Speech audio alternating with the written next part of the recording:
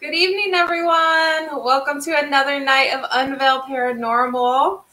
I have a very special guest for you all tonight, a friend of mine that I met a couple years back, and I'm really excited to have him on the show tonight. Everybody, I'd like for you to welcome Matt Greenwell.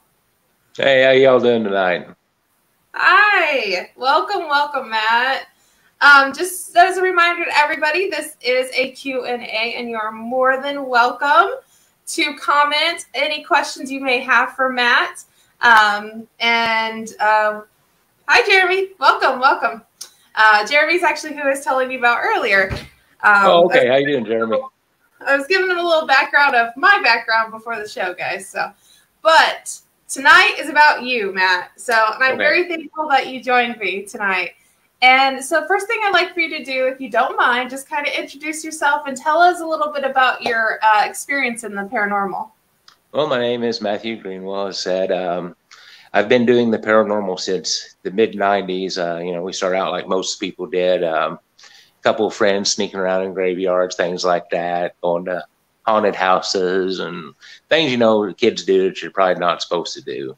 Around the time of 2001 or so, a friend of mine, we kind of started our own little group doing our own little thing and took a more scientific, real approach to it.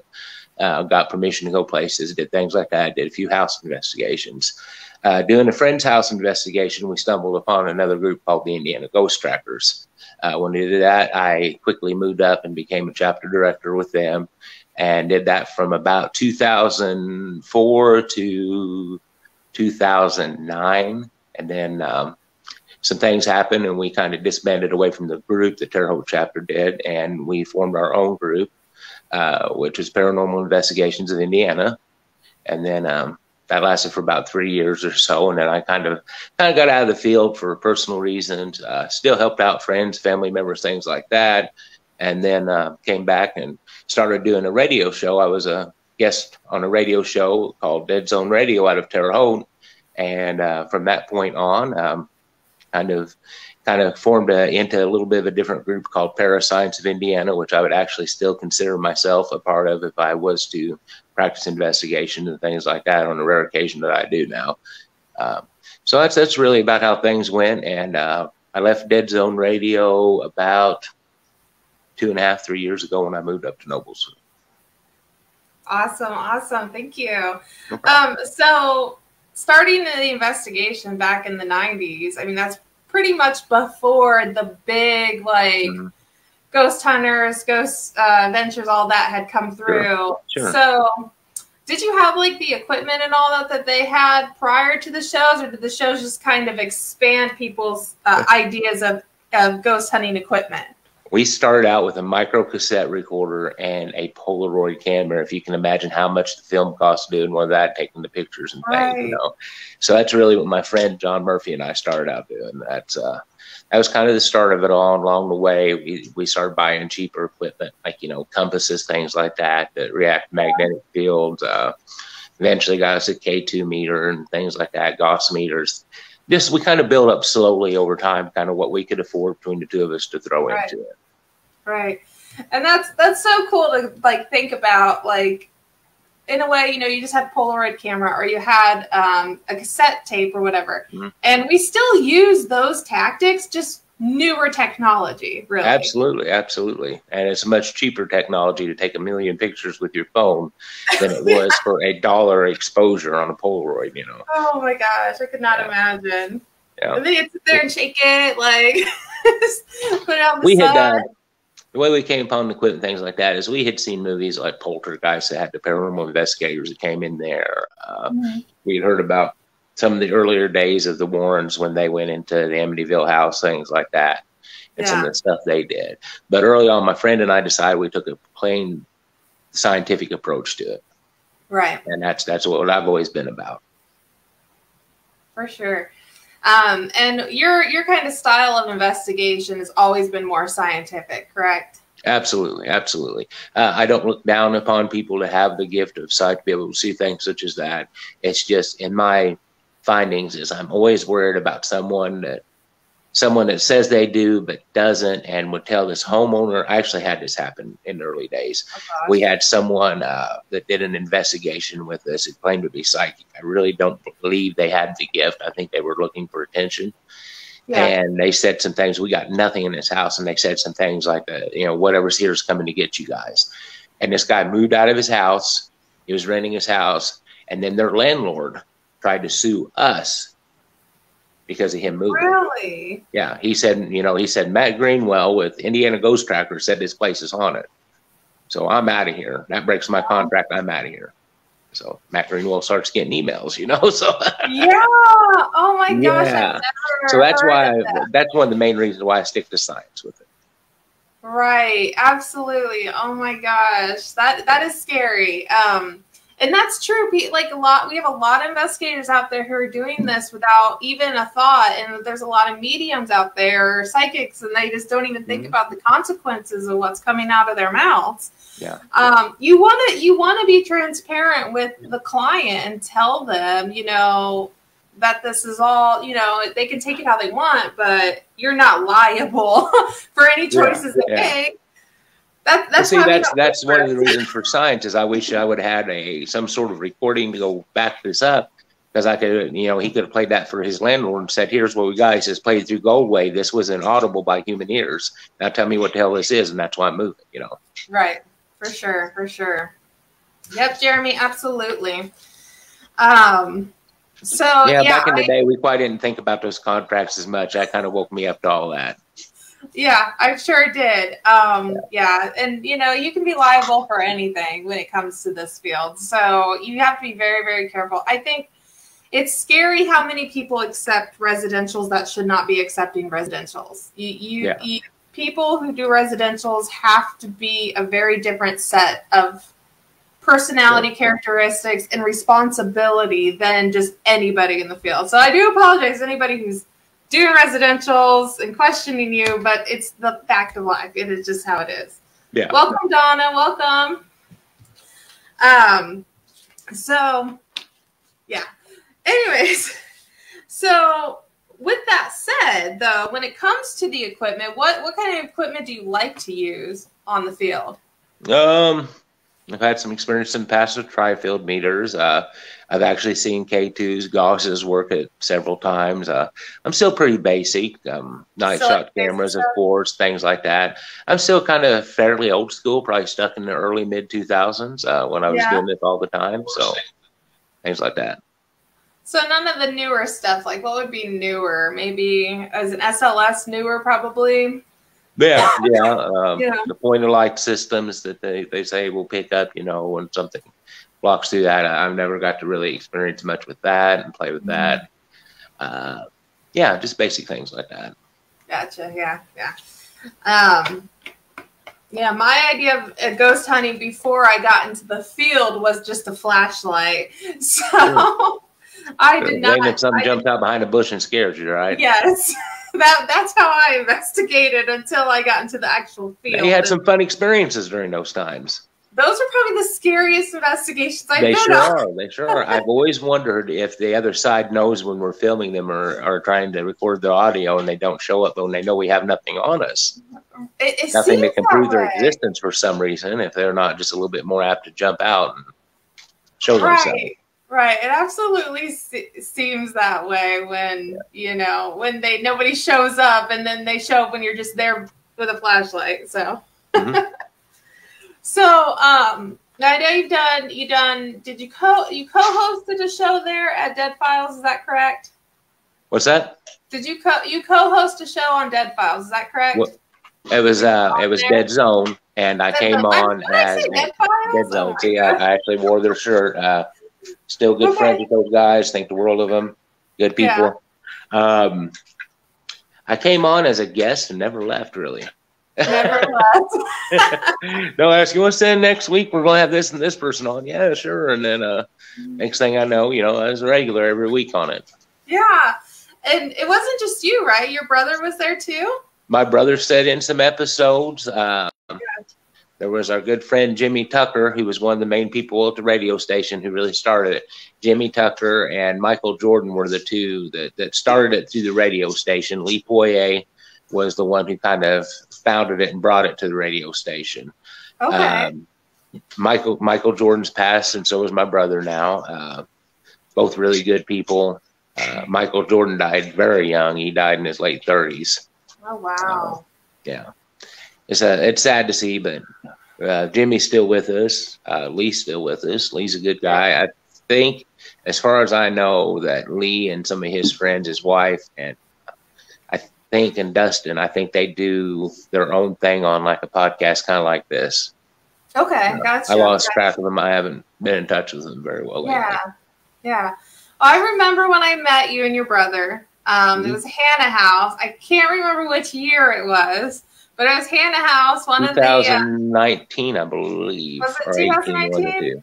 It was one of those years I actually had a booth set up. I remember that. Yeah, your car was dead. That's how I first met you. Is I went out to get something out of my car, and your car was dead, and I tried to help you jump your car, and then we started talking and everything, and you told me to come over there because I helped you out, that you give me a free reading, and you gave me a free reading as everybody was closing down that night. Yes. Oh my gosh, I forgot about my car dying that day. But yeah.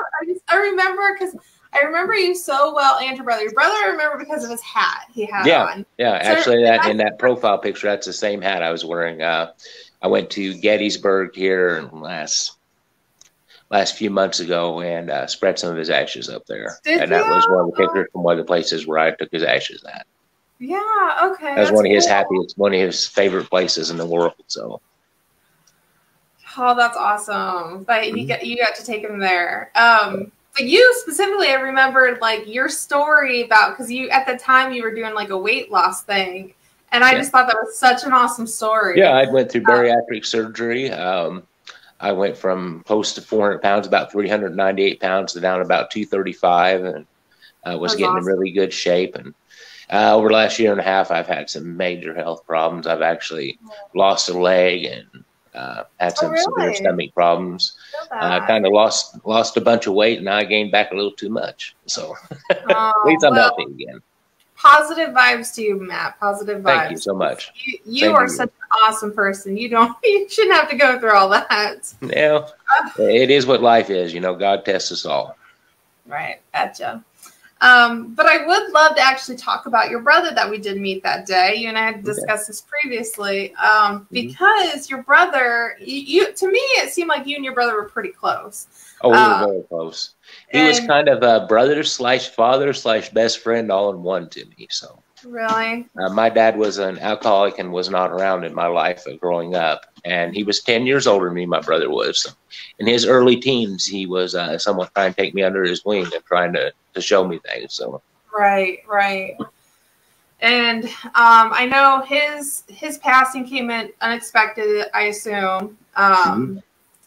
But you have been having quite the experience since he has left. Yes, I have. Paranormal. So many things that are atypical. Yeah, so many things that were atypical of him. I have a man cave upstairs, and a lot of his stuff is in the man cave. There's been several experiences. My love of my life over here, my fiance, would swear to God and tell you that she saw a hand move a curtain back up there. The curtain did move. I tried to convince myself somehow that the cat moved it midway through the curtain and pulled it back, but we all know that isn't true. We have a 9-year-old girl that resides with us, and she said something along the line. She says, "I have a hard time sleeping at night." Why is that? She says, "Well, Uncle Chuck keeps me up walking around in the bar upstairs." Yeah, and they're just little things that happen around everywhere. Stuff that is so atypical. Things he would do. Usually up there in the bar room, he liked to have a drink here and there. So it'd be a pretty normal place for him to hang out. And I feel him with me a lot of times, and I definitely could feel him with me when I went to Gettysburg and did the things I did. Yeah, I do wonder that. I was going to ask that. Actually, I know you're more of a science investigator, but do you feel him? And do you actually feel his energy? Sure. Sometimes you just know when a loved one is nearby. So there was a time that one of the first things that my girlfriend had happened to her was I was outside in the backyard doing something, and she's walking around outside the house and thought I was in here. And she saw what looked like me sitting here with my hands behind my head on the couch, a silhouette of a guy sitting here. And, you know, him and I were similar looking at a distance. He was 10 years older than me, but she swear to God, she walked in the backyard. She's like, how'd you get out here? I was been out here. And she says, he was just sitting in there on the couch. No, I wasn't. Oh my gosh. So, that freaked her out a little bit. Yeah, it kind of did. It kind of did. There was a lot of things happening all over the house, and it was kind of getting to the point bothering her. And I kind of talked to the walls and hope he heard, and asked him to not be around all over the house and not to do so many things that when she was around and the little girl was around. But since then, with the exception of once or twice, we've kind of kept it to just myself. That's good. I mean, he wants to let himself be known, and you know. Maybe I don't know what I mean. He met her previously, right? Mm-hmm. Yeah, so I didn't know if maybe he just wanted to pick on her or what. Probably that's definitely him. That's definitely He was a character. Yeah. I remember him. He was so nice. And I am very sorry for your loss. I really am. Thank you. And so. That's just really, really interesting. When it comes to that type of, hauntings and stuff like that are really they're more comforting than anything, don't you think? Absolutely. It doesn't bother me a bit. If I was sitting here one night by myself and he sat down on the couch beside me, it wouldn't bother me a bit. You just chat with him like it was just another day, right? Mm-hmm. Yeah, for sure. For sure. I think that's great. That's great. One question I did have for you.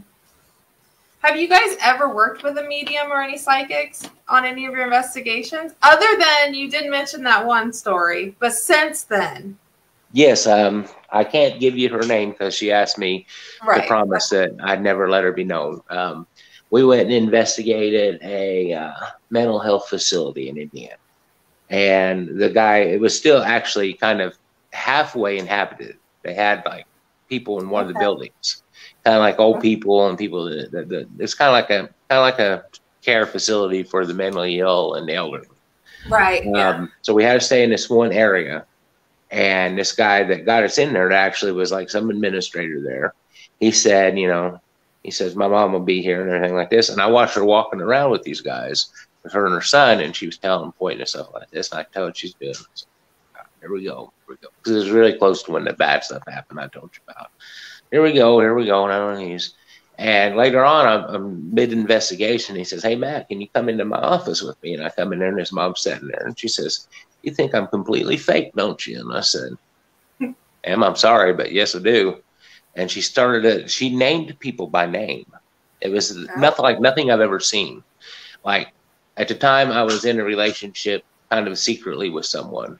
And she not only called her by name, she called her by her real name, which no one ever knew because she went by her middle name. Oh, wow. That's impressive. And she told me so many things that night that just blew my mind. Like, that was the first person that made me really believe that the gift is possible. She told me so many things, blew my mind. And she told me, she says, you're going to meet a guy that's going to join up with your group soon and everything like that. And she says, you'll meet him through work. I'm like, okay, whatever. I kind of blew that off. Well, I meet this guy who was a truck driver. I was a security guard at a plastics plant at the time. Okay. I meet this guy that's a truck driver out there, and he's interested, and he comes on the next investigation. Well, she shows up at it too, and she walks up to me and says hi, and then she looks at him and she says, hi, you're Matt's friend, Joe, and walks away. Whoa. Yeah. And his name is Joe, I'm assuming. Yeah. Oh my God. That's pretty good. She's really good. It's awesome. I would be impressed. I remember you were testing me when I did your reading too. I remember that. Yeah. But and you did on some things that were very appropriate. Yeah. You did. Yeah. Sorry, I always kind of been a jerk about that after the thing I told you that had happened. It's no problem. Hopefully I didn't offend you too bad. Like, well, here we are about 3 years later, and you're still my friend. So yeah, I guess I didn't make you so mad, right? It does not take much to make me mad. Okay. Like in this I didn't mean field, any offense by it.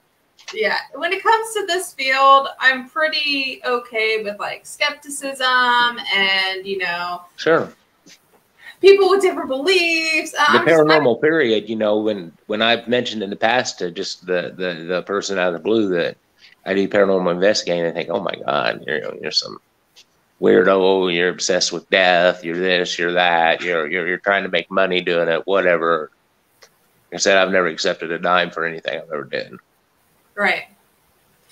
And that was something that we had discussed before the show too. Is and that's one of your values when it comes to this field. It's absolutely about profiting. Main belief is no one should have to be afraid in their own home, and if I can help somebody feel okay with something, if there is something in their home, if I can help them ask it to leave, or I can somehow comfort them in some way, and help them understand that it's just another part of nature and prove that it's not harmful. Right. I gladly will do that anytime. Right. Yeah. I think that's wonderful. That, I don't like to see people profiting off this field either. Yeah. I get it. This field it's expensive. It's expensive to investigate. It's expensive to have equipment. It's expensive. Yeah. But when it comes to helping people, helping families, like that's just another thing. Sure.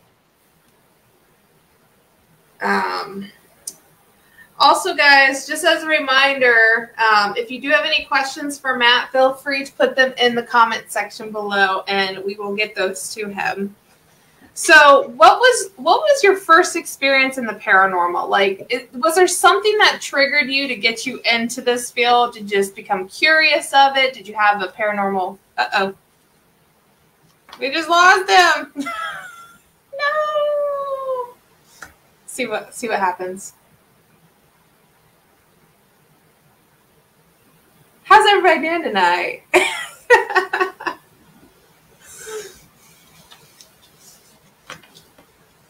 We lost my guest. Where'd you go, Matt? I probably scared him off.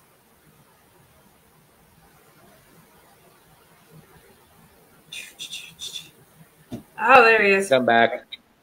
All right, there we go. I'm sorry. Technical difficulty. I just told everybody I probably scared you off. No, absolutely not. Sorry about that, guys. That's no problem. Okay, so what were you saying right beforehand there? Oh my gosh, what was I saying? Jeremy said it's his fault that you got kicked out. He started sharing the show. I don't know if that's true, but I remember what I was asking. So some people, when they get in this field, there's a reason. Either like from a show kind of inspires them, an experience inspires them. What would you say inspired you to even get into the field? Okay, I'm going to answer this one truthfully, and some people don't think I'm a yo-yo because of this, but as an early child, I saw something that can only be described as evil. And this is something I've talked about a lot to people. And my brother and I both experienced it in our lives, and we both had seen the same thing and felt drawn to it. It's strange. I saw it when I was a little kid outside in the yard. It was up in the tree. Okay. After that, I always felt connected to the paranormal, to the other side for some reason. It's been in my dreams. I don't know how to put it. I've seen it a couple of times for real. It's been my dreams. My brother had experiences with it. And it's something I always felt drawn to. And it's something, I don't know, I always felt like one way or the other I was going to be involved with this. Honestly, godly, I always felt like if I didn't look for it, it would start looking for me. Oh, really? Okay. So, and the long and short of all this is I've always kind of felt drawn to this. And for some reason, I've always felt drawn to the Jersey Devil legend. And I haven't done that yet. I went out there to the Pine Barrens.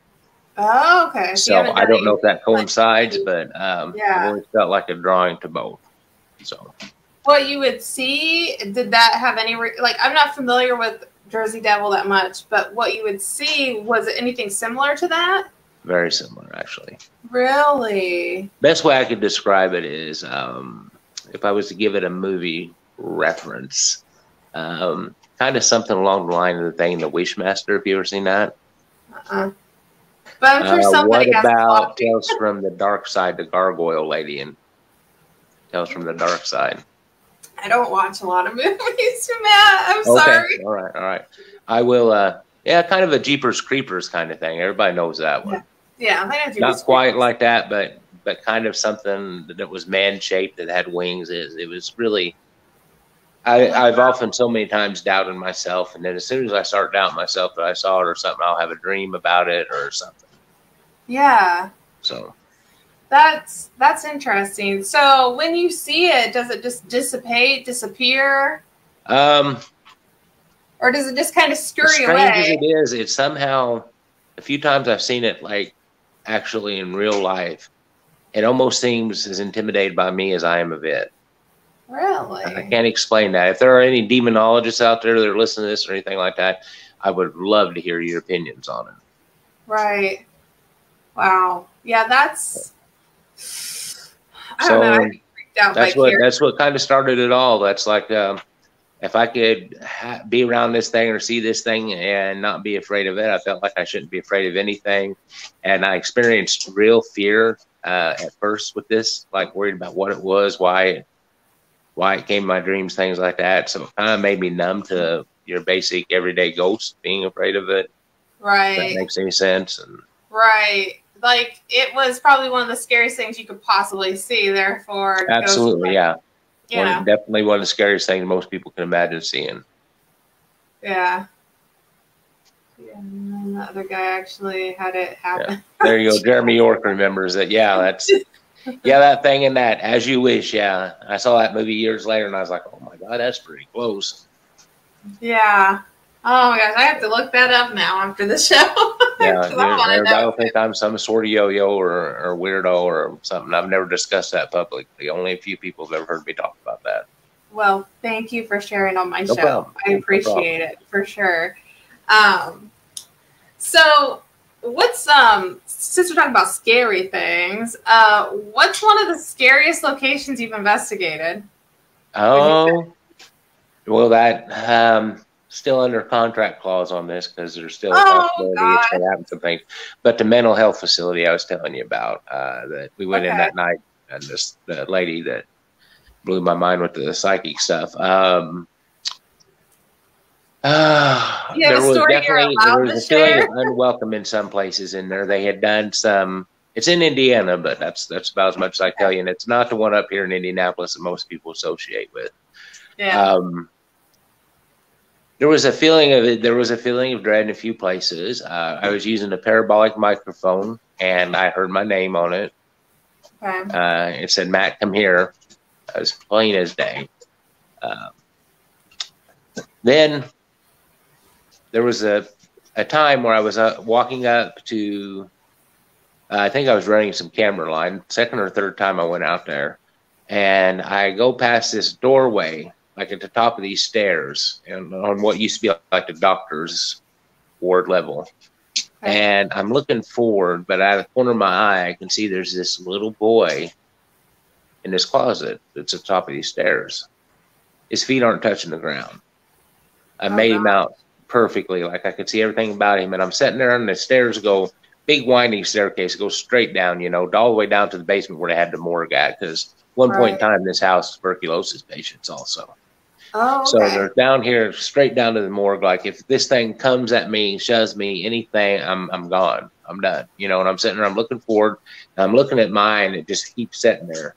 And eventually I get brave enough to face it. When I do, it breaks down. Kind of like, you remember we used to delete pictures off of like a digital camera? And they kind of pixelate as they break down. Oh, yeah, yes. It kind of did that, and then I felt a cold draft of wind. Just blew through me.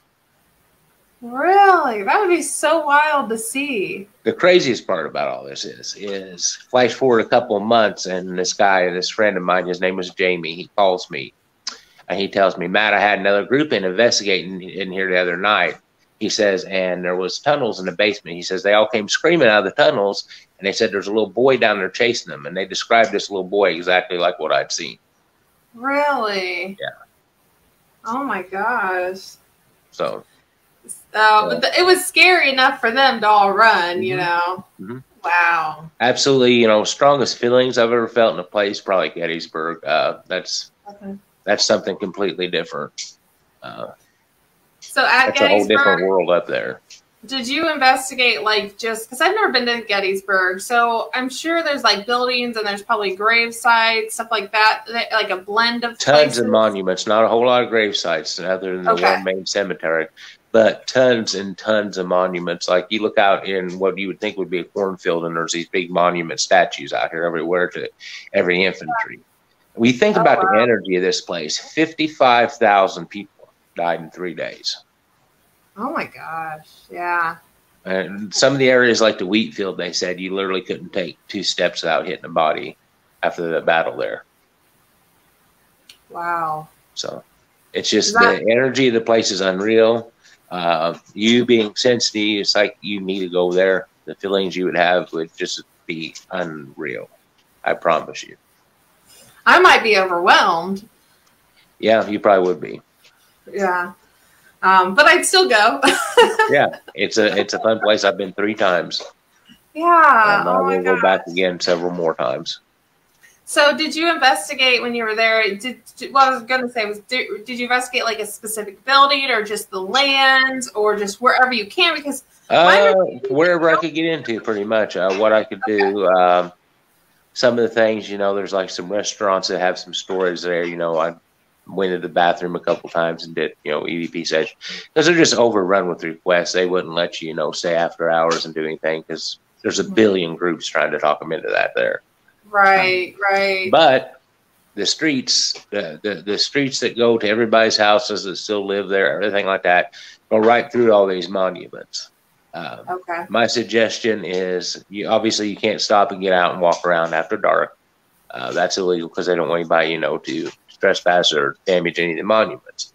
But there is no law that says you can't creep down those roads at nighttime too, you know, just drive around. Right. Yeah. My son and I, when we went to spread the ashes, we went up on Seminary Ridge, and we drove around. We got about halfway through it before he freaked out. We were in a convertible, and we had the top down. It was about 2 o'clock in the morning. And we're driving like 2 miles an hour, and we saw a couple of things that were strange off in the distance, and he's normally pretty good with stuff like this, but he lost it. I mean, he didn't want to be out there any longer. Yeah.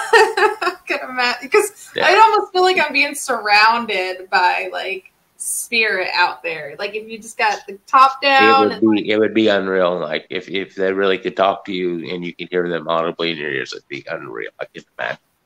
Yeah, that would just be overwhelming for sure. Oh my gosh.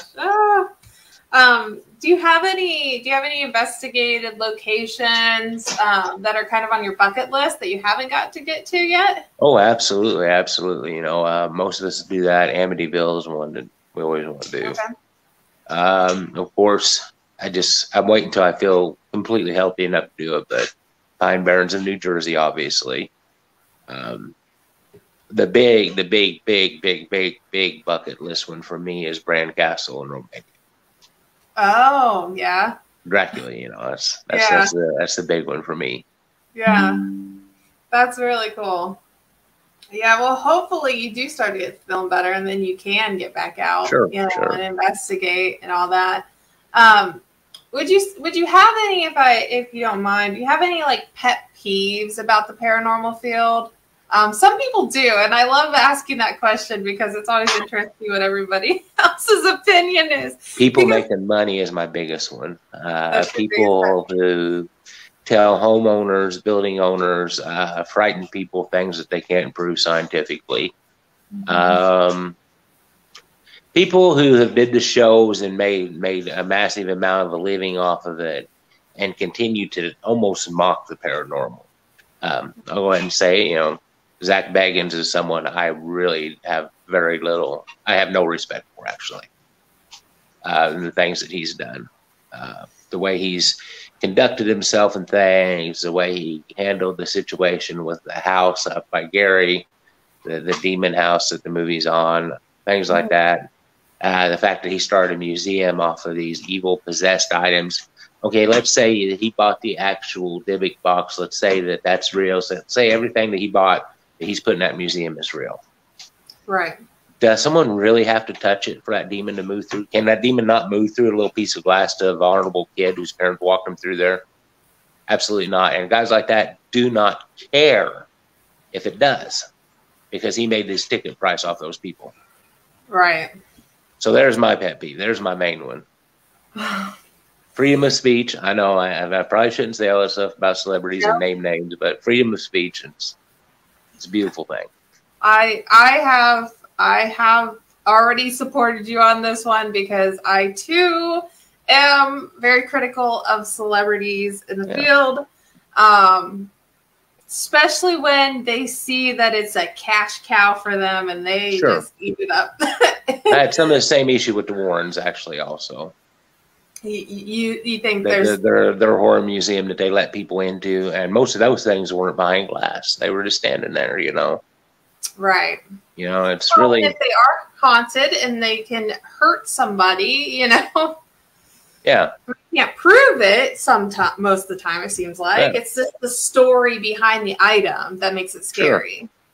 And then the fact that they went out and they made all these movies, they sold the stories, definitely embellished the stories quite a bit, and sold them to the Conjuring universe and people like that. You know, it's just, I don't know. I got issues with that. One, they charge these people to come in and help them out. Two, you're going to like double dip and make money off of the movie.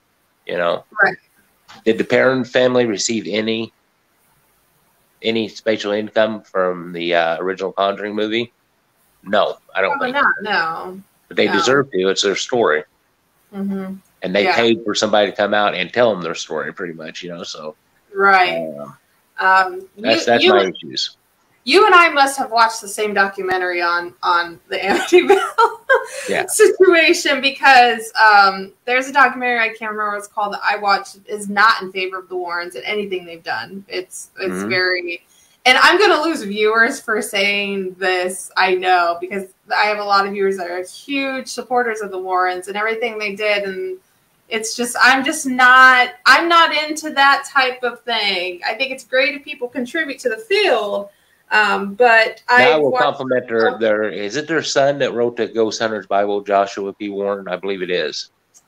Yeah, I don't know for sure. I will compliment that, because when you get into this field and you're first getting in this field, that's very good reading. That's a very good way to educate yourself quickly. So if anybody new out there is listening, go pick up what they call the Ghost Hunters Bible. That is very, very good basic information. Describes several different kinds of hauntings, gives very cheap ideas on how to investigate. I used to have a copy of it, and some of my newer members who were really serious about getting into this field, I would loan it out to them and let them borrow and read it. Yeah.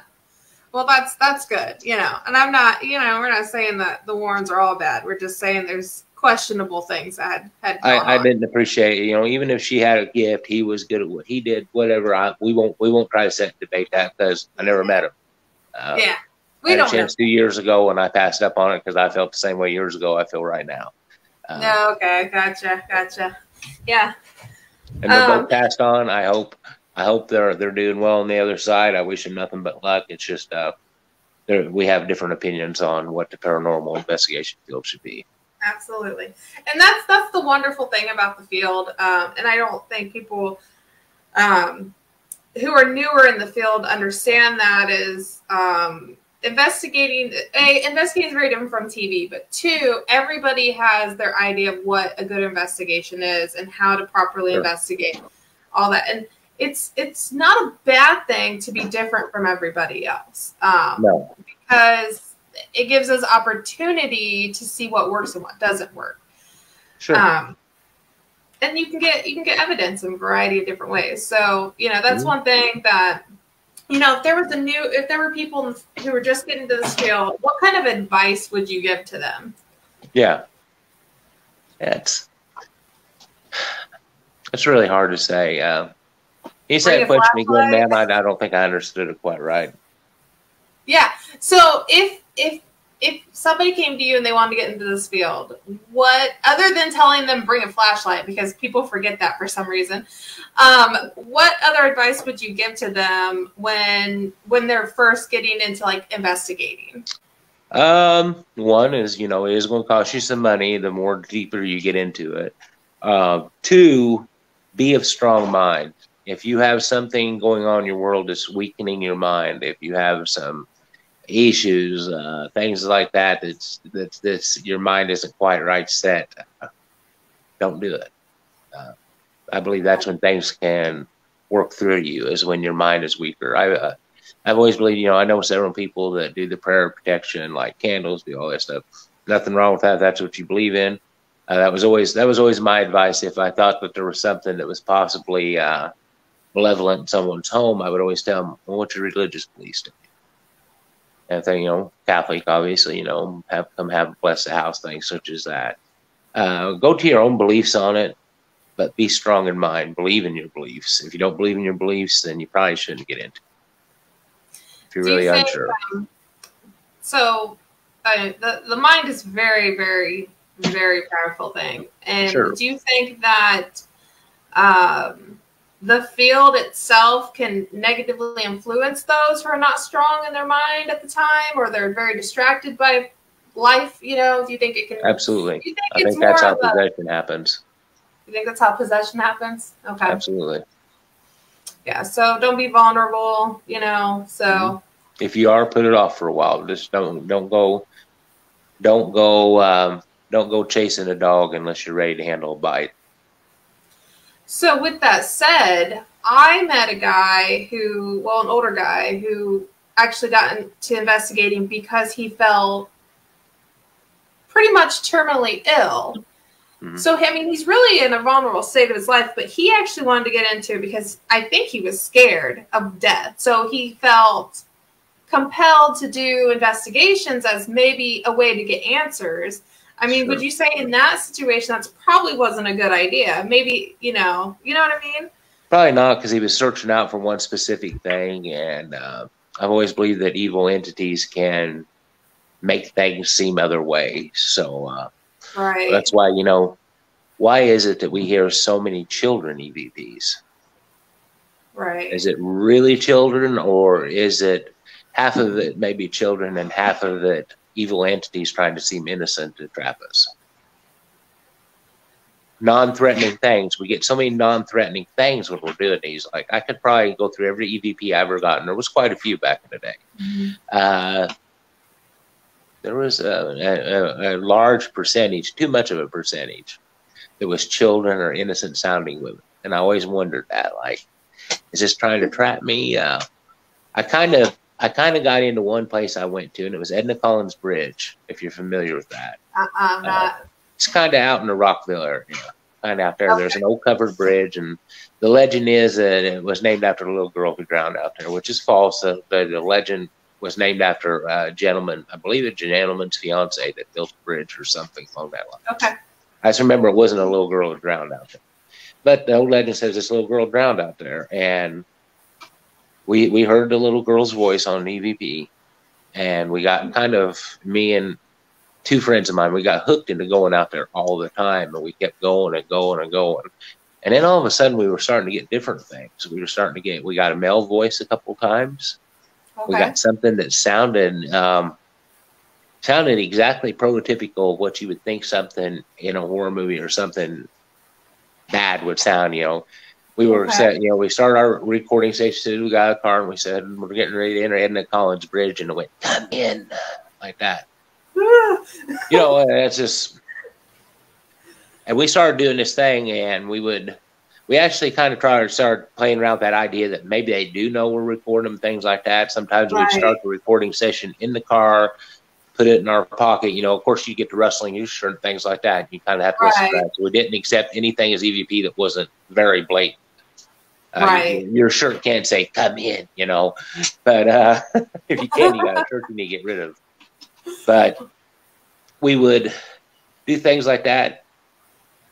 Lost my train of thought for a second. But we would do things like that, and we put like little plastic tape over the red lights and things like that. So you literally couldn't see that the recorder was on in case these things saw this. Right. And we just started getting all these weird, different sounding things out there, different sounding women, man's voice a couple of times. And there was one night we was out there, and I really hope that John Murphy or Brian Prulier is listening to this. If not, you said this eventually going to be on YouTube, right? Yes, I'll post it. We'll send them a link to this story because they'd be the only two people that could authenticate this. We were in the middle of the bridge. We had the lights turned off. You know, it's out in the country, very, very hardly ever travel, and you see the lights a far away. So we were safe to sit out there in the darkness. We could get out of the way if the car was coming. Yeah. All of a sudden, there was like this little slit of light you could see down the side of the bridge on both sides. And it would look like something was peeking down over there, like something would block like the moonlight a little bit, you know, like over here and then be over here. And then we started hearing footsteps on top of the bridge. And it was real creepy. I mean, like we didn't know what the hell it was. Eventually it stopped. We left, things like that. But yeah, we had so many weird experiences out there. And I feel like as I looked back on that years later, I think it was trapping us, whatever it was. I don't think it was good. I think it was trapping us. It became almost like an obsession. If we were sitting around on a night, didn't have anything else going on, we went out there. That's where you went. In a couple of months span, we went out there because we was just like, you could almost call your shot every night. You was going to get something. Oh, wow. So it kept us coming out there all the time. One interesting thing I took from your story there is I had not had the thought of almost like spying as an option for investigating, because like you said, maybe it knows. Mm-hmm. So we don't usually typically use tools that are more hidden, like, you know, spy cameras or something like that. We don't usually do that, but I almost wonder if you'd get different actions or something if you just secretly are investigating, like you're just going about your business. Yeah. And they just don't, like, there's nothing, you're not sitting there directly talking to them. You're not sitting there directly with a big camera in your hand. Sure. You know what I mean? I kind of wonder now. Well, here's an idea for you guys as you go forward. I had this idea too a while back. Body cams. We put them on. They record as we walk around. We could put them on before we ever enter the location. Yeah. So maybe when we enter the location, it'd look like we're just walking around with our flashlight. Right. And things like that. And if they consciously know when we're recording them and they decide to mess with us when we're not, maybe there. Technology is getting a lot better for us to try things like this. I might have to start doing that, like secretly investigating, because that would be very interesting. Because like we said, we talked about when I used to investigate way back. The first time I started with a flashlight, and it was scarier. But what if I go back to that, but have cameras hidden? Mm-hmm. Like, that's a really cool idea. I'm so glad we talked about that. Because I had not thought about that. My mind still runs 24/7 in the field, even if I'm not very actively doing it. Yeah. You know, I know some people like to try and trigger, like they'll go into like an old hospital and they'll pretend like they're just working away or something like that. Yeah. Just try to divert the spirit from thinking that it's there. But what if you actually do that without any equipment out for them to see? So I don't know. I think spirit's smarter than a lot of people. You know what I mean? So I agree with you that they're watching, they're knowing, especially places that have people go to it on a regular basis. I do think spirits are smarter than we think. Mm-hmm. I believe, I believe anything that's not a residual is able to intelligently know what we're doing. You know, there's two types of hauntings that mainly categorized back in the day was residual and interactive. Right. So an interactive, if it can hear us, see us, and tell us what we're doing and talk to us and communicate with us, obviously it knows what we're doing before we start talking to it. Yeah. Yeah. It's just like another person in the house. Absolutely. See, that's so cool. That's so cool that you have processed that as what it is, you know. So so I know, like I said, like right now, you know, you're kind of taking a break from the paranormal, but do you have any future plans to get back into the field and get back into investigating? The thought is always there. Once an investigator, I have a lot of family life going on right now. I do only have one child by blood, but I have a lot more that I consider my children. And right now I've got this gorgeous little 9-year-old girl that means the world to me. And she needs me, and her mom needs me. And we're here doing this right now. And I'm working part-time, and I've been dealing with these health issues and things. So right now I wouldn't have to go in and get a group going again. And last time I had a group going, we had 30 plus members. And that was just, oh my gosh. Yeah, we were managing, we were having, if we had 2 investigations on the same night, we split into team 1, team 2, and I'd bounce back and forth between the 2 teams and all that.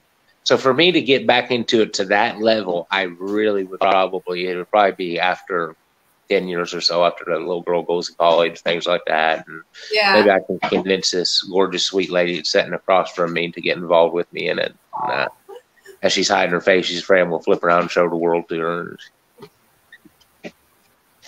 We all know Matt adores you, like you adore her. We all could tell. Oh yeah. You take one look at my Facebook profile. Yeah, you can. You were so you can tell I adore her. It's a beautiful story. I love it. I love it. But yeah, so I totally understand. You know, take your time. If you get back in the field, you get back in the field. Sure. But anybody that's listening to me, anybody that sees this show, if they need my help with anything, I'm ready and available to help at a heartbeat. But I just it took up so much time. It was 3 weekends plus a month out of my 4 weekends a month I was doing.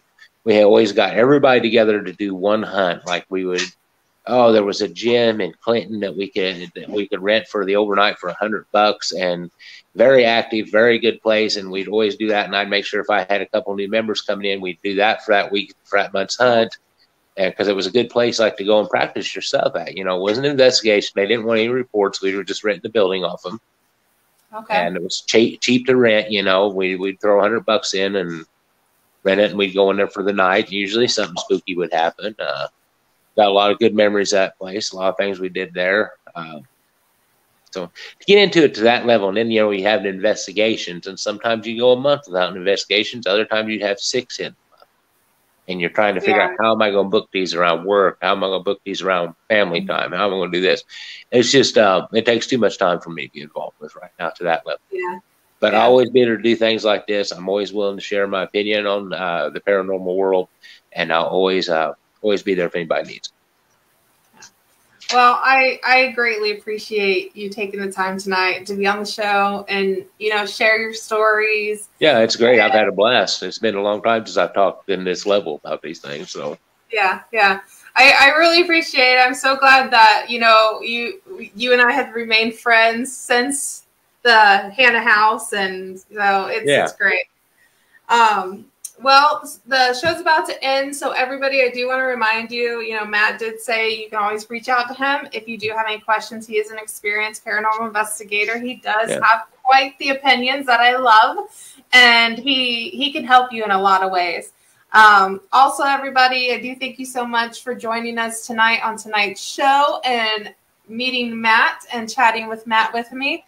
And if you do like what you see, as always, in the description below are my links to Instagram, Facebook, TikTok, YouTube, all that. If you want to rewatch the show, you can always rewatch on YouTube later when I post it. And that's it, everybody. I do hope you all have a great night. Thank you so much, guys. Stay safe out there. Good night.